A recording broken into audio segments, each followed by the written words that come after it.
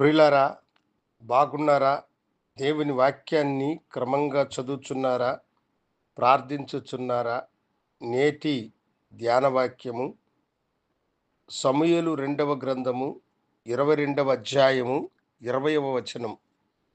నేను ఆయనకు ఇష్టుడను గనుక ఆయన నన్ను తప్పించెను.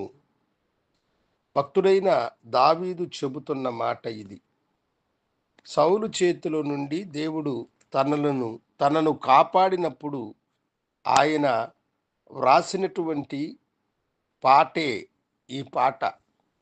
ఈ పాటలో ఆయన ఈ 20వ వచనములో చెబుతున్నది ఏమిటంటే, నేను దేవునికి ఇష్టుడను గనుక ఆయన నన్ను తప్పించను అని అంటున్నాడు. అవును, ఈ లోకములో మనకు ఎన్నో అపాయములు, కష్టాలు, వేదనలు, బాధలు, శ్రమలు మనలను చుట్టుకున్నప్పుడు మనము దేవునికి ఇష్టముగా ఉంటే ఆయన మనలను తప్పించువాడుగా ఉంటాడు. ఎప్పుడు కూడా దేవుడు మిమ్మలను చేయి విడిచిపెట్టువాడు కాదు.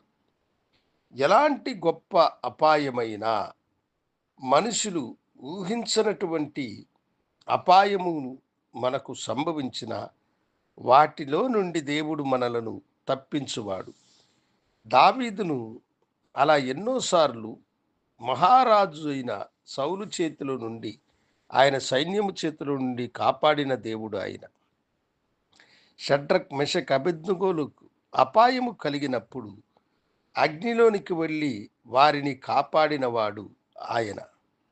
దానియేలును సింహాల గుహలోనికి వేసినప్పుడు సింహాల నోళ్లను మూయించి దానియేలును కాపాడిన దేవుడు ఆయన.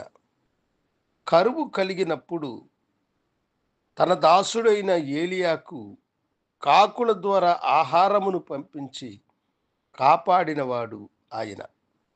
వీరు దేవునికి ఇష్టులైనటువంటి వారుగా ఉన్నారు గనుక శ్రమలలో నుండి దేవుడు వారిని కాపాడినాడు. నీవు ఎవరికి ఇష్టమైన వాడవు? నీవు ఎవరిని ప్రేమించుచున్నావు? సినీ యాక్టర్ను ప్రేమించుచున్నావా? రాజకీయ నాయకుడును ప్రేమించుచున్నావా? ఒక సెలబ్రిటీ మీదన నీ ప్రేమను ఉంచావా? వారి కోసమే జీవించాలని అనుకుంటున్నావా?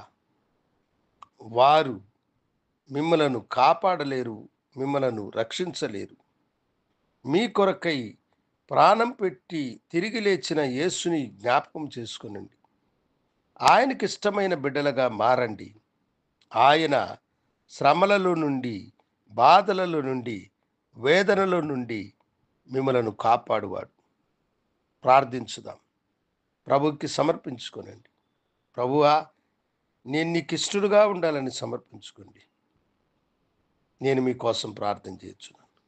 గనుడైన దేవా, నీ బిడ్డలు నీకిష్టమైన వారుగా ఉండడానికి సహాయం చేసి దావీదు వలె వారిని శ్రమలలో నుండి కాపాడమని యేసు నామమున అడిగి వేడుకొంచున్నాము తండ్రి.